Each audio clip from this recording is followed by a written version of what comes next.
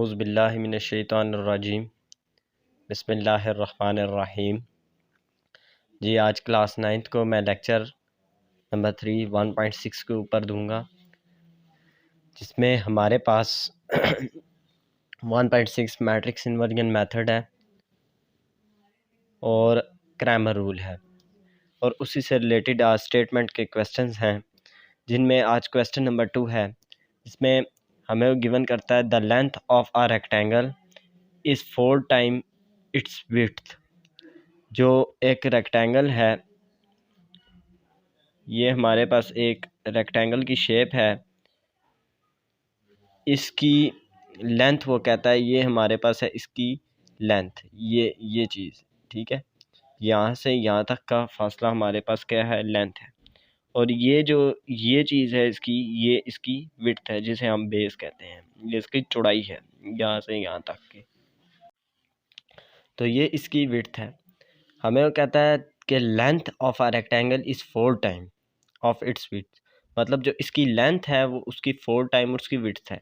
तो यहाँ पे आप करेंगे, पहले स्टेटमेंट आप बनाएंगे, let the length of rectangle is let the length of rectangle is, आप लिखेंगे x सेंटीमीटर है, वो आपके पास x है, ठीक है, बस आप x सेंटीमीटर लिख देंगे क्योंकि डायमेंशन आपको 150 सेंटीमीटर में दी गई है। इसके बाद आपको विड्थ उसकी नहीं पता, तो आपने लिखनी है कि let the width of rectangle is, width कितनी है आपके पास, y सेंटीमीटर। आपने सबसे पहले ये चीज़ कर ली। अब आपको स्टेटमेंट में क्या कहता है कि length of a rectangle is 4 time it's width, मतलब जो लेंथ है रेक्टेंगल की वो क्या है, 4 टाइम, y हमारे पास क्या है, विड्थ है। तो ये आपके पास आ जाएगी x इक्वल्स टू 4y। तो आप x 4y को आप इक्वल से पहले लें, x minus 4y equals to 0। ये आपके पास स्टेटमेंट नंबर 1 बन जाएगी। इसी के बाद आपको पेरीमीटर कहता है, इसी से आगे स्टेटमेंट है the perimeter of a rectangle is 150 centimetre. तो पेरीमीटर आपके पास कितना है, पेरीमीटर इक्वल्स टू आपके पास है 150 सेंटीमीटर। तो देखें तो पेरीमीटर आप इस तरह से कर लेंगे कि the perimeter of a rectangle is 150 centimetre. तो आपके पास ये बन जाएगी 2 into X plus Y equals to 150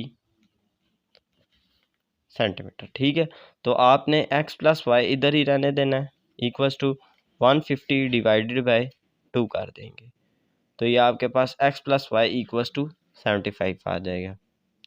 तो ये आपके पास एक्चुअल इक्वेशन बन जाएगी x plus Y equals to 75। ये आपके पास इक्वेशन नंबर 2 बन जाएगी, और ये आपकी इक्वेशन नंबर 1 थी। अब आप इस पर दोनों मेथड, क्रैमर रूल और मैट्रिक्स इन्वर्जन मेथड, और दोनों रूल चला सकते हैं इसके ऊपर।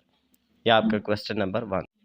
तो स्टूडेंट्स, इसी के साथ ही हमारे पास क्वेश्चन नंबर 2 हमें देता है, उसमें वो हमें कहता है कि 2 sides of a rectangle differ by it's 3.5 centimetre, find the dimensions of a rectangle, its perimeter is 67 centimetre. अब हम ही पहले यहाँ से 3.5 सेंटीमीटर तक चलते हैं। हमारे पास क्या कहता है, the 2 sides of a rectangle differ by 3.5 centimetre. अब देखें आपके पास इसकी, आप पहले लिखेंगे सॉल्यूशन। आपको इसकी लेंथ नहीं पता और ना ही विड्थ पता है, तो आप लिखेंगे लेट दी लेंथ इज, आपके पास लेंथ इसकी क्या है, x सेंटीमीटर है, एंड लेट दी विड्थ भी आपको नहीं पता, तो आप लिखेंगे लेट दी विड्थ इज,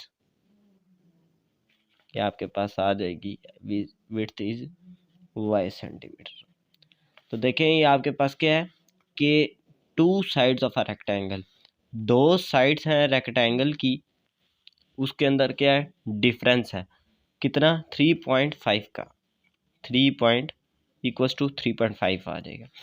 अब इस पॉइंट को ख़त्म करने के लिए हम क्या करेंगे, x माइनस वाई इधर ही रहने देंगे, 35 देखें 35 लग जाएगा, पॉइंट ख़त्म, पॉइंट की जगह पर 1 और पॉइंट के बाद एक डिजिट, तो ये 0 10 पर डिवाइड हो जाएगा। तो 10th को बहुत साइड्स पर आप जो है वो डिवाइड कर दें, तो ये आपके पास क्या आ जाएगा कि 10 जब इससे डिवाइड होगा तो ये आ जाएगा 10x minus 10y equals to 35। ये आपके पास इसका मतलब इक्वेशन नंबर 1 आ जाएगी। ये इसकी इक्वेशन नंबर 1 है।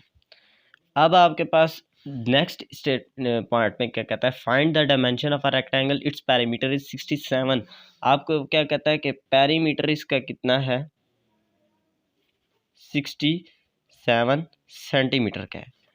तो आप देखें कि आपके पास क्या कहता है कि इसकी लेंथ अहाता होता है पेरीमीटर 2x और ये आपके पास आ जाएगा 2y, मतलब कि 2 साइड्स हैं, एक रेक्टेंगल है उसकी 2 साइड्स हैं और 2 साइड्स मतलब लेंथ में भी और विड्थ में भी उसकी 2 साइडें हैं।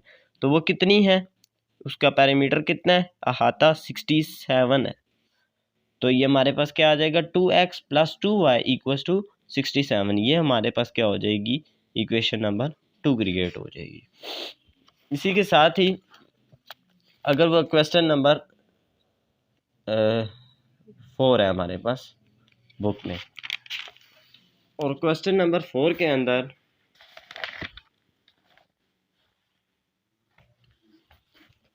हमें वो कहता है कि the third angle of an isosceles triangle, third angle of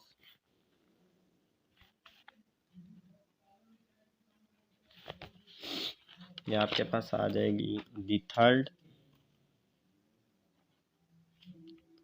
angle of an isosceles triangle is 16 degree less than the sum of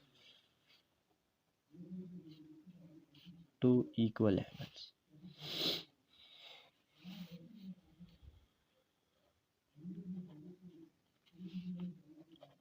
कहता है फाइंड 3 एंगल्स ऑफ ट्रायंगल। आप देखेंगे आपके पास सॉल्यूशन आ जाएगा।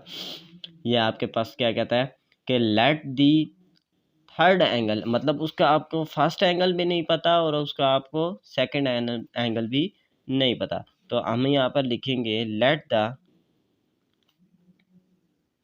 Equal angle. इक्वल एंगल हमारे पास क्या आ जाएगा, equal angle इसका x डिग्री सेंटीमीटर है, ठीक है। और इसके बाद ही हमें क्या कहता है कि इसकी थर्ड साइड कितनी है, third side is less then 16 degree. तो हम लिखेंगे लेट दी थर्ड साइड इसकी कितनी है, third angle y degree centimetre. ये हमारे पास आ जाएगा। तो देखें आपको वो क्या कहता है कि the third angle of an isosceles triangle. तो ये आपके पास आ जाएगा 2x, ठीक है। आपके पास इक्वल एंगल क्या है 2x और माइनस ये आपको क्या कहता है कि the third angle of an isosceles triangle is less than, मतलब उससे क्या कम है। तो आप लिखेंगे 2x minus y equals to 2x plus Y equals to 16 degree. या आपके पास क्या है 16 डिग्री लिखने की ज़रूरत नहीं है, तो 2x plus Y equals to 16 degree. अब आपको मैं बताता हूँ कि 16 डिग्री उसने क्या कहा था, लेस देन है।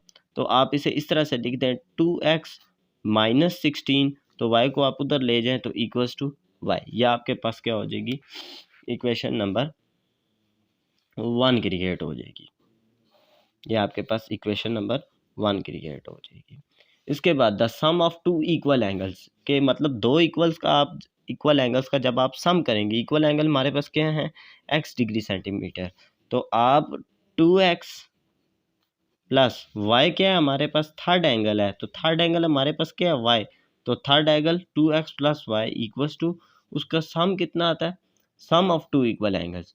तो सम देखें आपके पास मतलब जिस तरह से कि हम कहें कि एक हमारे पास ट्रायंगल है, वो मैं कहता हूँ कि मेरे पास है 90 डिग्री के 90 डिग्री पर।